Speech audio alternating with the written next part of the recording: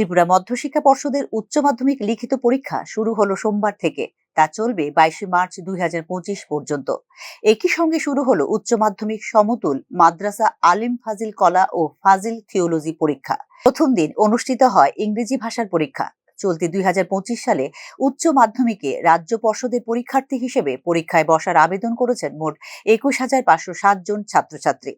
উচ্চ মাধ্যমিক সমতুল্য মাদ্রাসা আলিম ফাজিল কলা পরীক্ষায় বসার জন্য আবেদন করেছে মোট 19 জন এবং ফাজিল থিওলজি পরীক্ষায় বসার জন্য আবেদন করেছে মোট 49 জন ছাত্রছাত্রী।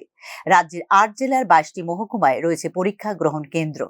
এই বছর উচ্চ মাধ্যমিকের জন্য 95টি ভেন্যু ও 60টি সেন্টার তৈরি করা হয়েছে ত্রিপুরা মধ্যশিক্ষা পর্ষদের পক্ষ থেকে। পরীক্ষা গ্রহণ স্থলে পরীক্ষার্থীদের সুবিধার্থে এবং অসদুপায় ঠেকানোর লক্ষ্যে গঠিত হয়েছে পরীক্ষক দল।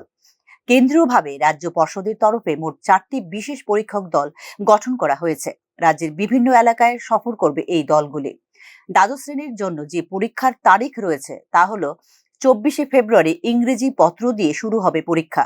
পরবর্তী বাংলা, হিন্দি, ককবরক, মিজু 27 ফেব্রুয়ারি, রসায়ন ও রাষ্ট্রবিজ্ঞান 1 মার্চ, বিজনেস স্টাডিজ, শিক্ষা ও পদার্থবিদ্যা, হিসাব বিজ্ঞান, জীববিজ্ঞান 3 মার্চ, ইতিহাস 5 মার্চ, গণিত ও দর্শন 7 মার্চ, অর্থনীতি 10 মার্চ, মনোবিজ্ঞান 12 মার্চ, ভূগোল 14 মার্চ, সংস্কৃত, আরবি এবং পরিসংখ্যান 17 মার্চ, সমাজবিজ্ঞান 19 মার্চ, কম্পিউটার সায়েন্স 21 মার্চ এবং মিউজিক এবং বৃত্তিমূলক বিষয়ের পরীক্ষা অনুষ্ঠিত হবে 22 মার্চ।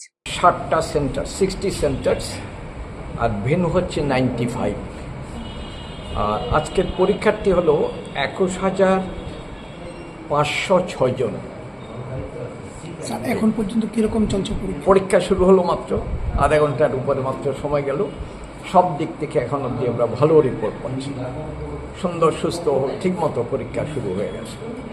উচ্চ মাধ্যমিক পরীক্ষা শুরুর পরদিন মঙ্গলবার 25 ফেব্রুয়ারি শুরু হবে মাধ্যমিক এবং সমতুল মাদ্রাসা আলিম পরীক্ষা, আর তা শেষ হবে 18 মার্চ।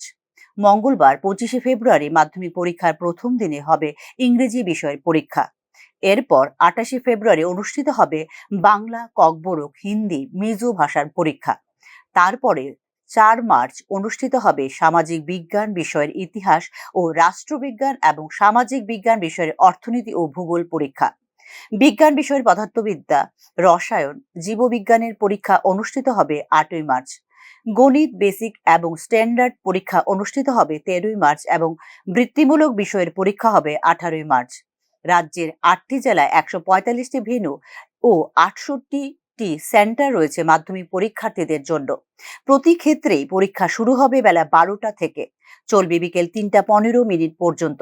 এর মধ্যে প্রথম 15 মিনিট থাকবে প্রশ্নপত্র দেখার জন্য, তারপর দেওয়া হবে উত্তরপত্র।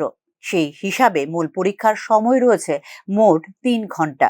এবছর দশম শ্রেণী ও দ্বাদশ শ্রেণীর বোর্ডের পরীক্ষা একটি শিফটেই হবে বলে জানিয়েছে ত্রিপুরা মধ্যশিক্ষা পর্ষদ। Bureau report, news now.